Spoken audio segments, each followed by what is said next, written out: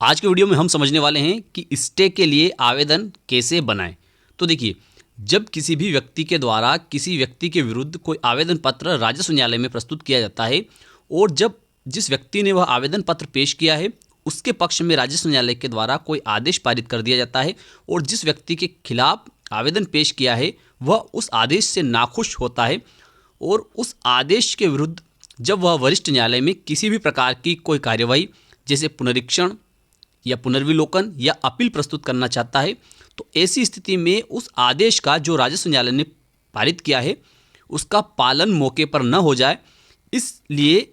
वह अनावेदक स्टे चाहता है, अर्थात उस आदेश पर रोक चाहता है। तो इस प्रकार की रोक किस प्रकार से मिलती है, कानून में इसके लिए प्रावधान कहाँ पर दिए गए हैं और इस प्रकार का आवेदन पत्र कैसे तैयार किया जाता है, तो इन सभी बातों को आज के वीडियो में हम समझने वाले हैं। तो आपने चैनल को सब्सक्राइब नहीं किया तो चैनल को सब्सक्राइब कर लीजिए, बेल आइकन को प्रेस कर दीजिए और इस वीडियो को फटाफट लाइक कर दीजिए, क्योंकि इस चैनल के माध्यम से आपको मिलती है सरल और आसान भाषा में कानून की नई नई जानकारी। तो आइए वीडियो को शुरू कर लेते हैं। देखिए दोस्तों, यहाँ पर हमने यह ग्राफ लिया है और इस ग्राफ के माध्यम से हम समझने वाले हैं। यहाँ पर हमने केवल 2 उदाहरण लिए हैं, लेकिन इससे भी अधिक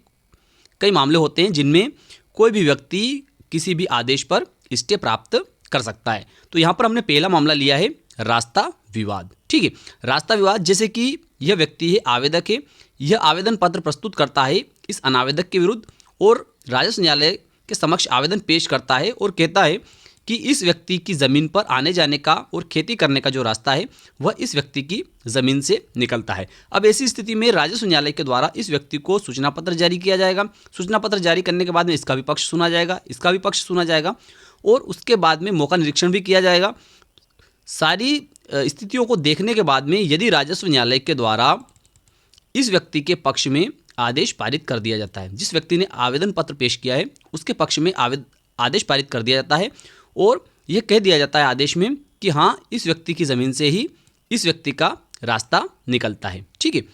तो ऐसी स्थिति में यह व्यक्ति जो है, अनावेदक जो है, यह नाखुश हो जाता है उस आदेश से और इसका यह कहना रहता है कि जहाँ पर आवेदक रास्ता बता रहा है वहाँ पर इस आवेदक का रास्ता नहीं है अनावेदक की ज़मीन पर। ठीक है, तो ऐसी स्थिति में अगर जब राजस्व न्यायालय ने आदेश पारित कर दिया इस व्यक्ति के पक्ष में और यदि उस आदेश का पालन हो जाता है तो ऐसी स्थिति में इस व्यक्ति की ज़मीन पर नया रास्ता निर्मित हो सकता है। तो ऐसी स्थिति में यह व्यक्ति क्या करेगा, यह उस आदेश के खिलाफ अगर अंतरिम आदेश हुआ है तो अंतरिम आदेश के खिलाफ पुनरीक्षण करेगा, अर्थात रिवीजन करेगा वरिष्ठ न्यायालय में। ठीक है, और यदि अंतिम आदेश हुआ है तो उस आदेश के खिलाफ यह व्यक्ति जो है यह अपील प्रस्तुत करेगा वरिष्ठ न्यायालय के समक्ष। तो वरिष्ठ न्यायालय के समक्ष जब यह रिवीजन अर्थात पुनरीक्षण या अपील पेश करेगा तो उस अपील के साथ में या पुनरीक्षण के साथ में यह व्यक्ति जो है यह धारा 52 मध्य प्रदेश भू राजस्व संहिता का आवेदन पत्र पेश कर सकता है और उस आवेदन में मांग कर सकता है कि चूंकि अधीनस्थ न्यायालय अर्थात जो निचली न्यायालय है उस न्यायालय के द्वारा इस आवेदक के पक्ष में आदेश पारित किया है और वह आदेश जो है वह गलत है और इस व्यक्ति की ज़मीन पर इस आवेदक का कोई रास्ता नहीं है, इसलिए उस आदेश के अमल को अर्थात उसके पालन को मौके पर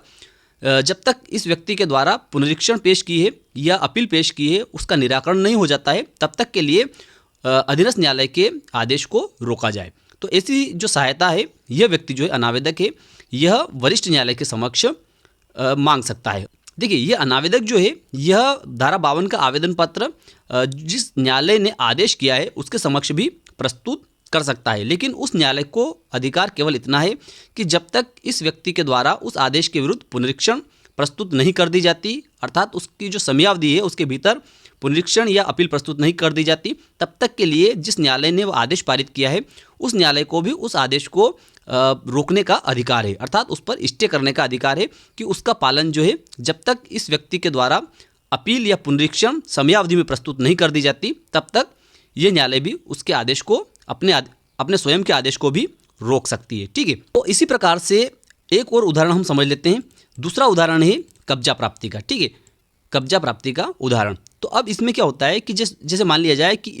यह व्यक्ति ये कहता है कि इसकी ज़मीन पर इस व्यक्ति का कब्जा है। ठीक है, और यह आवेदन पत्र राजस्व न्यायालय के समक्ष पेश करता है। राजस्व न्यायालय के द्वारा ऐसे ही इस व्यक्ति को भी सुना जाता है, इस व्यक्ति को भी सुना जाता है और उसके बाद में फैसला कर दिया जाता है। अब जो फैसला आता है वो फैसला इस व्यक्ति के पक्ष में आ जाता है। ठीक है, अब इस व्यक्ति के पक्ष में अर्थात आवेदक के पक्ष में जब फैसला आ जाता है तो उस फैसले से अनावेदक जो है यह नाखुश रहता है। इसका यह कहना रहता है कि इसने इस व्यक्ति की किसी भी ज़मीन पर किसी भी प्रकार का अनाधिकृत कब्जा अर्थात अवैध कब्जा नहीं कर रखा है, और यदि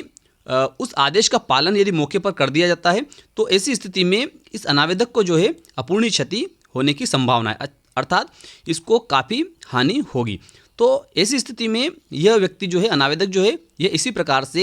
वरिष्ठ न्यायालय के समक्ष जब यह अपील पेश करेगा अधीनस्थ न्यायालय के आदेश की, अर्थात निचले न्यायालय के आदेश की अपील जब यह वरिष्ठ न्यायालय में करेगा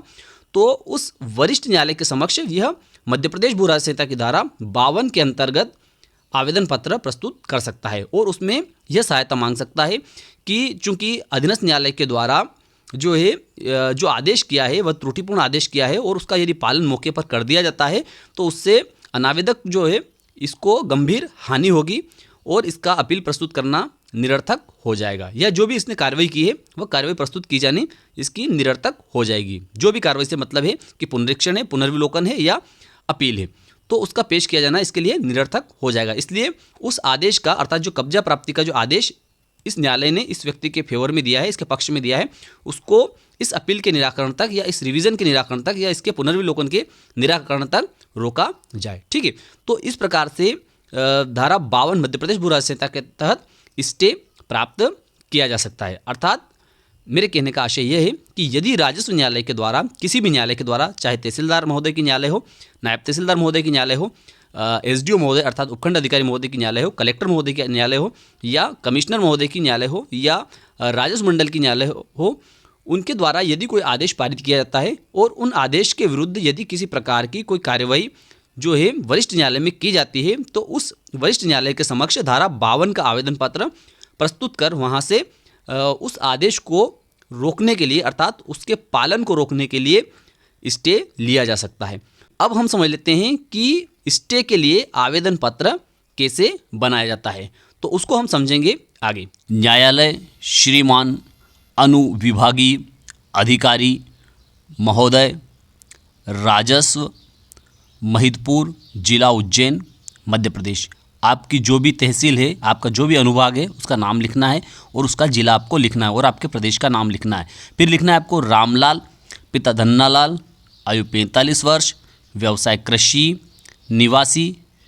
ग्राम या फिर जो भी उसका पता है उसके गांव का नाम आपको लिखना है। फिर उसकी तहसील का नाम लिखना है आपको, फिर उसके ज़िले का नाम आपको लिखना है और फिर आपको प्रदेश का नाम लिखना है। फिर उसके बाद में लिखना है आपको अपीलार्थी। ठीक है, उसके बाद में विरुद्ध। उसके बाद में आपको लिखना है श्यामलाल, पिता